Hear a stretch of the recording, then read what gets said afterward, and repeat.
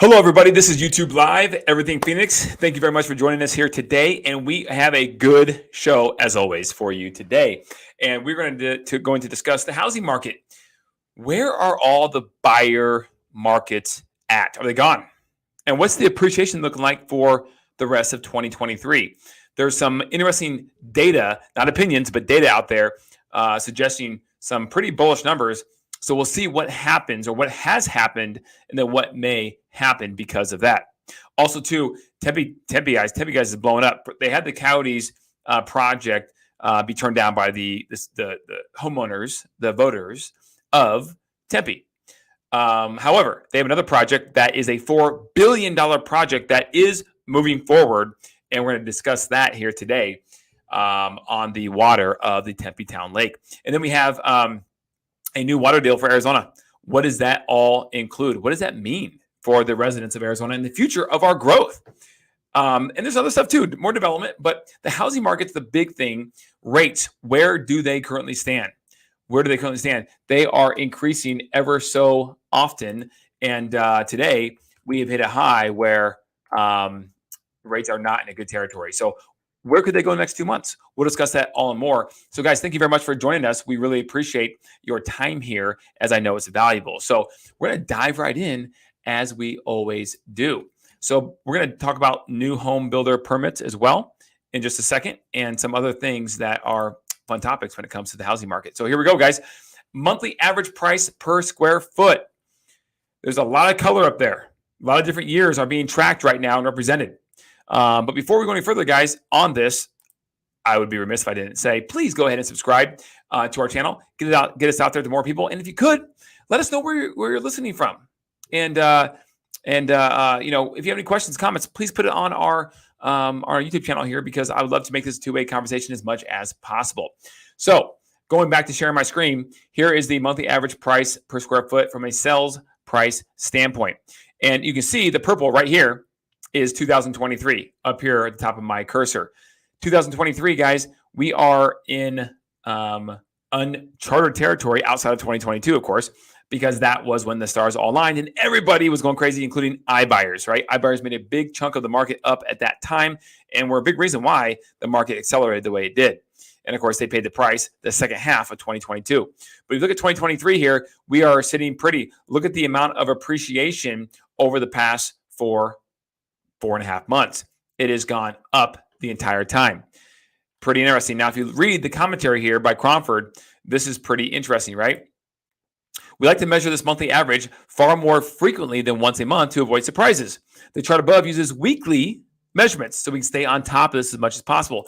Prices remain far higher than they were before 2022 and have been rising to $267 a square foot in early January, above $281 in mid-May.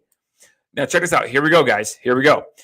The rate of increase over the past 4 months could be described as modest, but that would be a little unfair. A 6.6% rise between week 2 and week 20 is equivalent to an annual appreciation rate of 18%. Whoa, hold on here. Now, guys, I'm not saying, nor is Cromford, that we're going to have 18% appreciation. That's not what we're saying, because we don't know. That is just speculation, anything more than a month or two out. But we have had data, 6.6% appreciation since week 2 of 2023 in our market here in Phoenix. Guys, that is incredible, right? In a environment where rates continue to be high and go a little higher. So that all being said, this is interesting. So if it keeps up at that rate, you're looking at 18% for the whole year.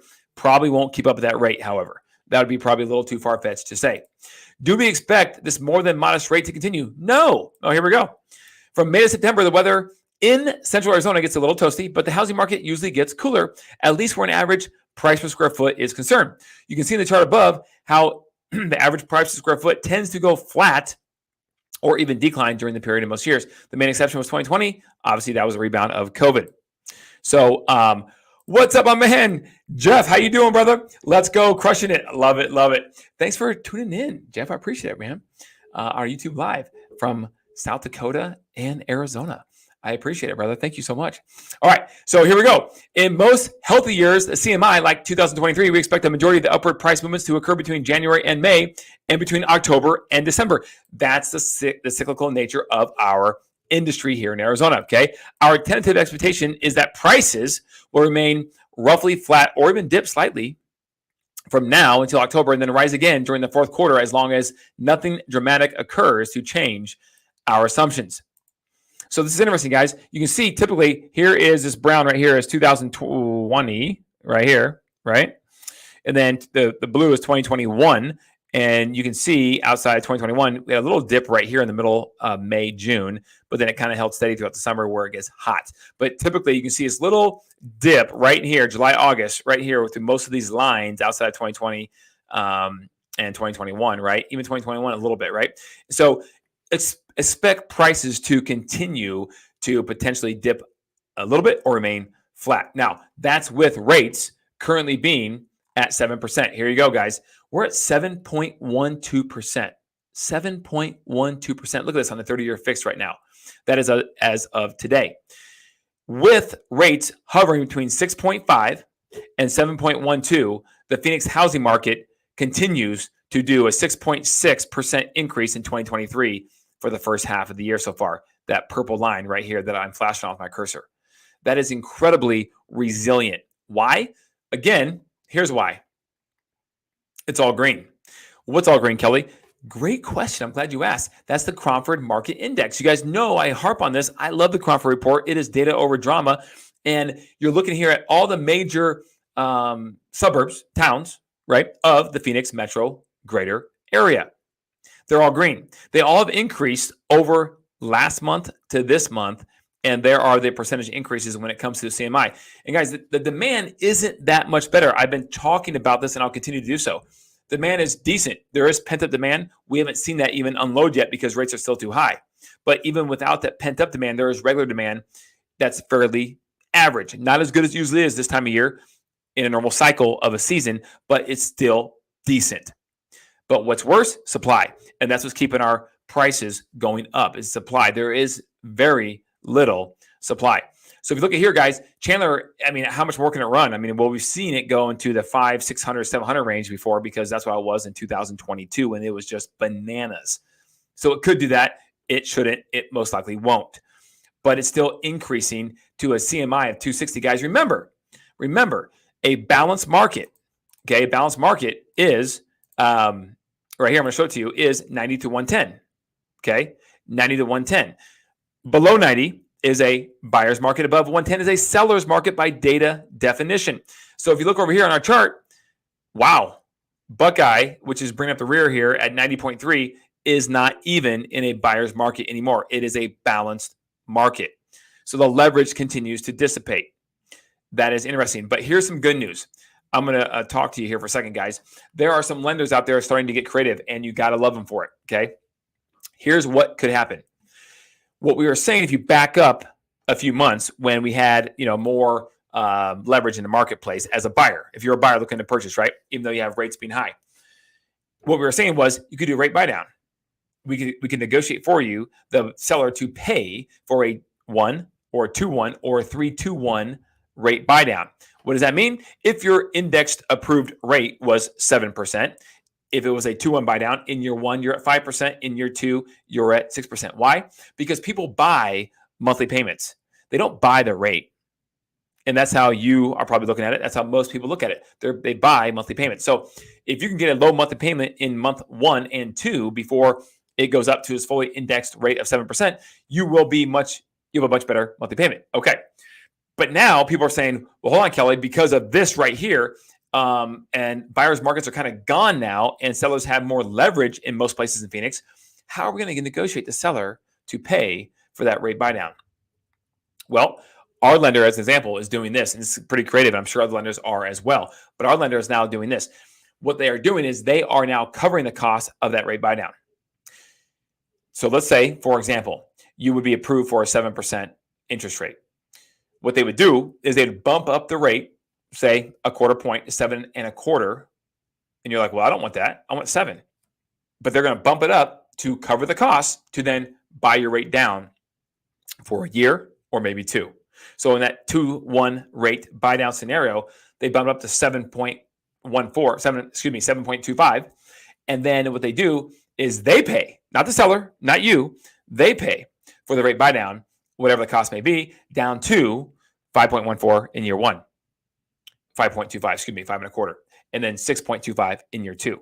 And then hopefully, if you're a betting person and believe the rates will go down in the next 6 months or a year or even 2, then obviously you're taking that risk. So we're not ever going to advise somebody to do this if they can't qualify for that 7, in this example, that 7 or 7.25 rate to begin with. Too much risk, right? Some people roll the dice on that, but too much risk. So we're not going to advise someone to put themselves in a precarious situation. But if you will look at the economy and say, okay, what's the Federal Reserve trying to do? They're trying to put us in a recession, guys. That's not my opinion. That's just a fact. They are. They're trying to slow down and stop the economy, put us into a minor recession, because that's how they're going to get inflation to continue to be under control. So if that happens and you believe that's happening because the economy is starting to slow down, unemployment rates are starting to go up, then in that situation, less people are able to buy homes.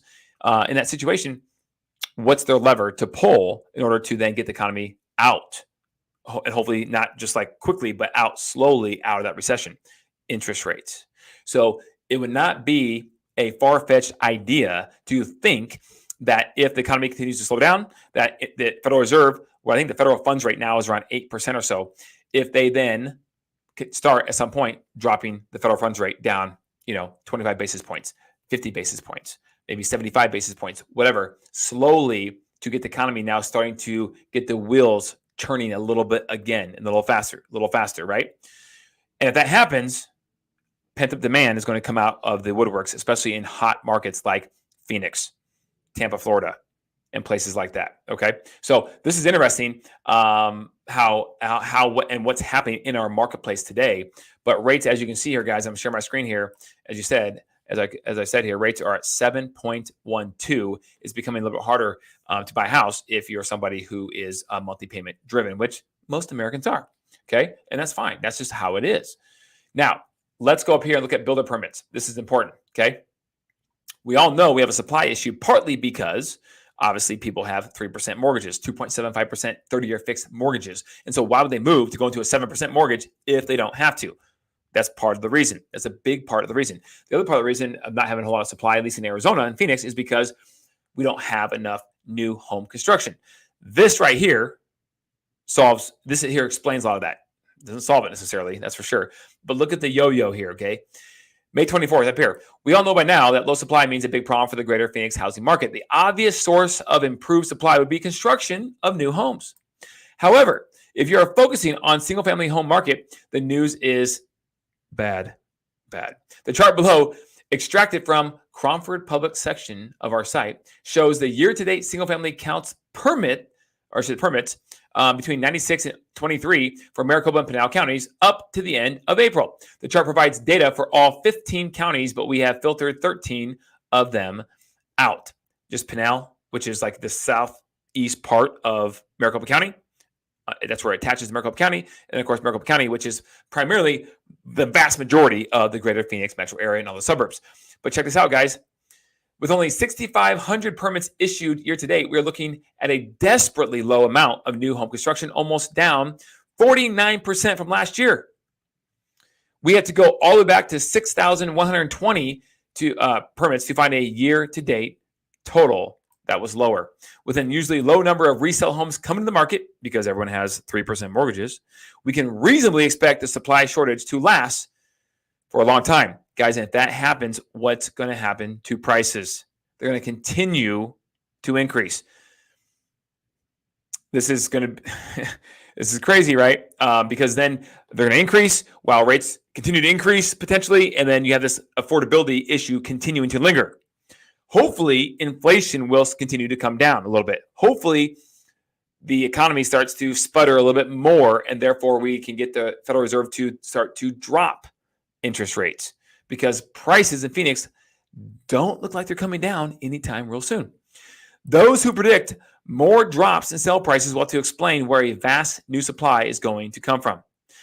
Prices only drop where there is a glut of homes coming to market and not enough buyers. In the current circumstances, this is looking very unlikely. So there you go, guys. 2023, 6,500 permits. You have to go back, like they said, to 2016 before you had less permits pulled in a single year. And then you see, look here, look at 04, 16.8, 05, 16.8 again, 06, 13.8. And then here's the economy just crashed, right? Oversupply of homes pretty much everywhere, but especially in Phoenix, and we crashed hard. So guys, what do you think about that? What do you think about this whole thing of lack of supply? Demand is just, a little bit above average. It's not great, but because prices are staying low, because supply is so stinking low. So this is interesting. I'd love to hear your comments. Love to hear what you think is going to happen. Pull out your crystal ball, rub your bald head, whatever you got to do, and let me know what you think is going to happen in the next 6 to 12 months. It's very intriguing in Phoenix. Now, I can't speak for other markets across the country, but in Phoenix, it's very intriguing. We have a situation here that's very intriguing because we have a lot of companies still coming, development. I'm glad you brought that up. Let's dive into that. Check this project out coming to Tempe Town Lake, guys. This is incredible. $4 billion project. Developer secures large loan for multi-billion-dollar Tempe Town Lake project. You can see the rendering right here. The rendering is spectacular. Ferris wheel, park, and all. All right. This is 3 large apartment buildings here along the south pier of Tempe Town Lake. A hefty loan was just secured, and now this project is looking like it's going to get underway.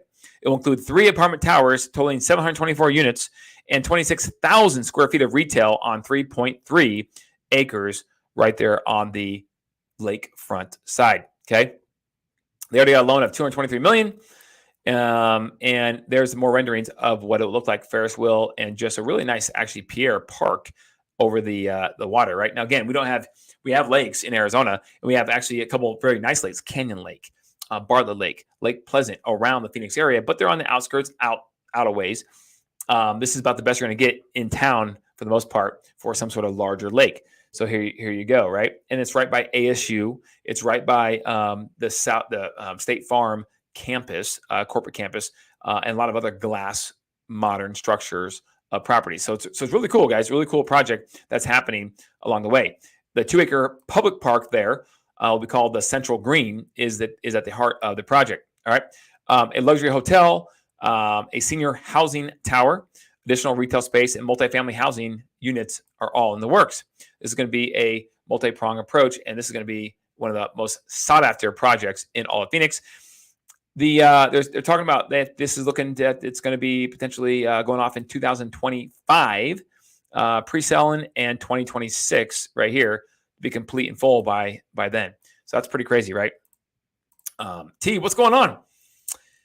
That will be a really nice addition to Tempe. Yeah, I agree. It really will be. I mean, Tempe, it's crazy. You drive on the 202 loop, guys. People who know Arizona here, and you're coming from the airport or out of Scottsdale going to downtown, and you just look at Tempe, especially at nighttime, where you have the lake there and the lights reflecting off the lake. It's pretty cool. I had a buddy who came here the other week, and he said, "Man, Tempe looks like it's just a legit city now, right? With all these glass buildings, nightlife to an extent. Of course, you got ASU right behind there, the football stadium, the campus, and it's just pretty cool. Pretty cool deal. Oh, the bridge with lights. Yep, you're right, T. Absolutely. The bridge with lights are really, really cool at nighttime, all lit up. So, guys, Tempe is on the map. Scottsdale better watch out because Tempe's coming. Tempe's coming for you, Scottsdale, to be the next most sought after suburb. It's coming. It's trying, making its best push here. Okay, let's go back here and cover more couple things. I can't talk. Sorry, guys. Let me get some water. But we have some mini golf to talk about because this is very important. Golf is huge, and the Scottsdale quarter is now coming with a mini golf concept. Guys, Putting World is already here. Huge indoor complex of indoor putt golf. Large, long holes. And then you have Tiger Woods with his concept coming here. It's already here in Glendale. Scottsdale's going to have it as well here. It's under construction as we speak, of long, challenging putt golf. Not like mini putt. Like if you're from the Midwest, I'm from Omaha, Nebraska, guys. We had like the mini putt, putt, and it was just, it's nothing compared to this, right? But this is coming here to Scottsdale Quarter. And guys, in Arizona, it's awesome if it's indoors because in summertime, it still works, all right? But This is the ninth putt shack is coming. First location out of Atlanta, and Scottsdale is now going to have it as well. And it's going to be pretty darn cool. Okay, so that's that. Now we have some Milwaukee people that watch our channel. I know that because you guys have commented before, and I appreciate it. Guess what? Your low carrier airline, Sun Country, is now going to have expanded winter service to the Phoenix area, right? And there they are. There's a beautiful plane of Sun Country. I've never ridden Sun Country Airlines. I have no idea if it's good or not, but if it gets you there safely, it's good enough for me. That's kind of how I look at it, unless it's longer than like 5 hours and I need maybe some more leg room. All right, so let's go over here. Again, more industry coming to Phoenix. This is just one more example. Protective packaging manufacturer inks lease in Casa Grande industrial project. Guys, more businesses, more industrial, more jobs coming to Casa Grande. You already have Lucid Motors out there, and you have several other industrial suppliers as well. It's pretty crazy what's happening in Casa Grande. Now, the water thing. We're going to talk about that here in a second, but I want to get through some of this more development. You're probably asking about Casa Grande and that. We'll get to that in a second here.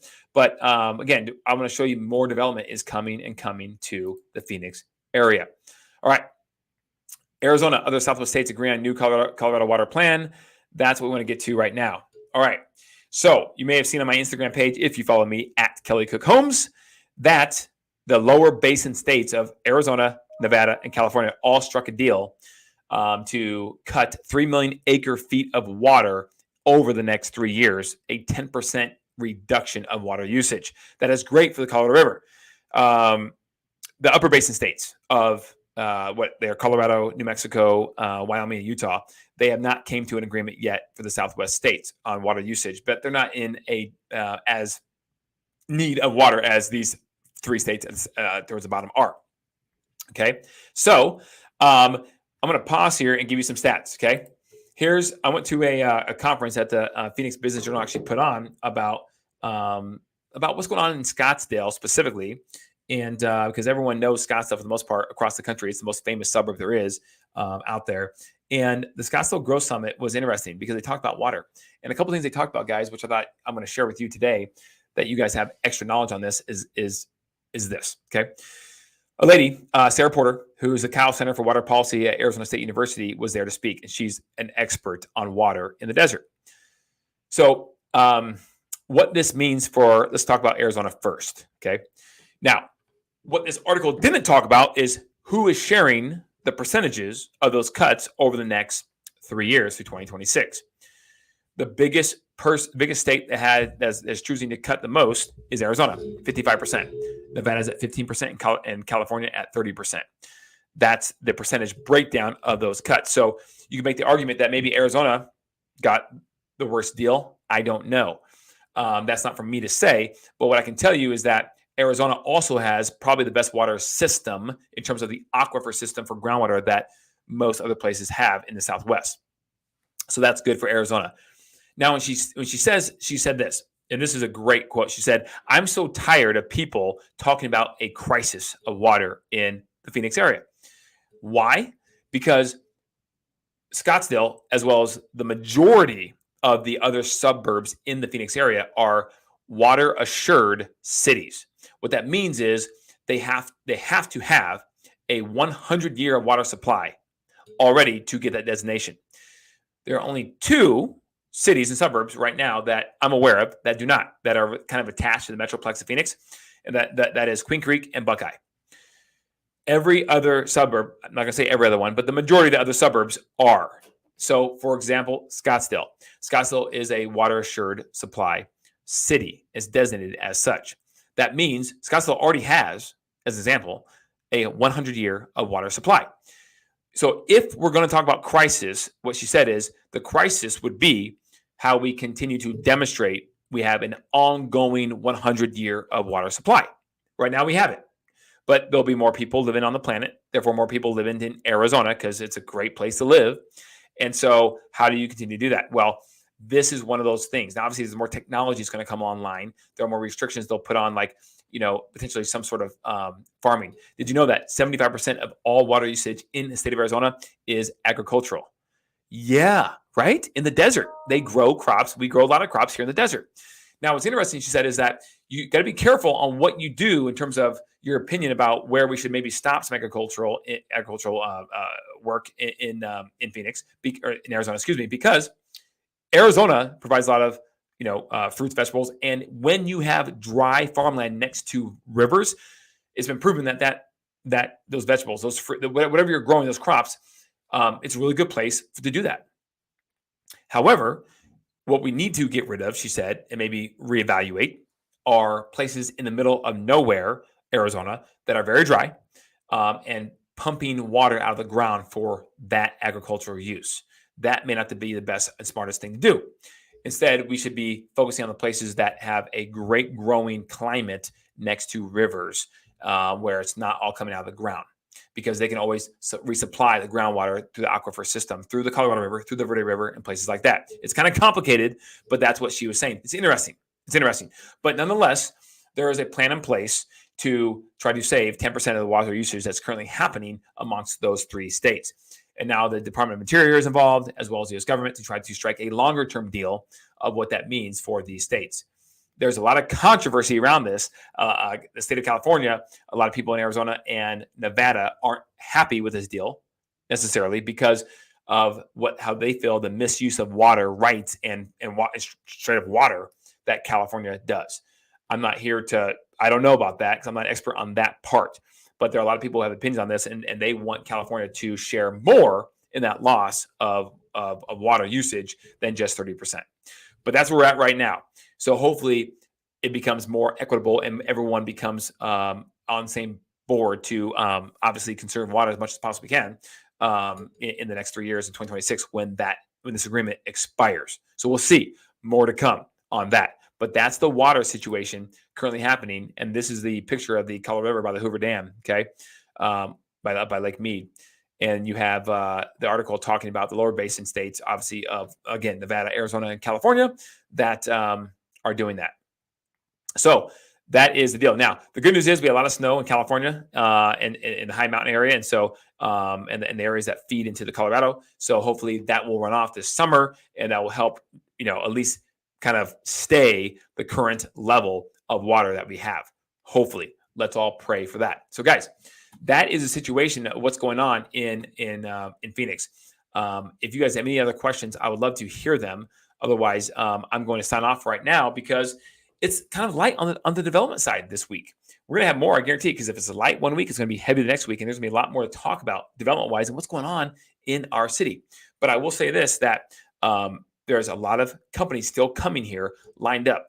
I am working on getting the president, the head of the Phoenix Economic Greater Council, to get on our show here to be able to talk about all the different companies they have in the works making the move to Phoenix and the future of the job market when it comes to Phoenix over the next probably 12 months or so, because it's very, very bright. And so if we can continue to keep housing affordable and continue to bring these companies in, the future is just extremely bright for the Phoenix area, guys. So if you could share our channel here, like us, subscribe to us, and guys, keep tuning in every Thursday, 4 p.m. Pacific time. We are here to try to do our best to put out education and somewhat, entertainment for you guys, because we're passionate about everything Phoenix. I love the city, and I'm so excited to continue to see it grow like it never has before. Oh, here we go. Ken, what's going on? Thanks for popping in here. Another great one. Keep it up and have a great Memorial Day weekend. You too, Ken. Appreciate you. And guys, thank you, Ken. Everyone else, please have a safe and enjoyable Memorial Day weekend. And remember those out there that paid the ultimate sacrifice for our freedom that we have as Americans today. Thank you, guys. God bless America. And until next time, stay classy, Phoenix.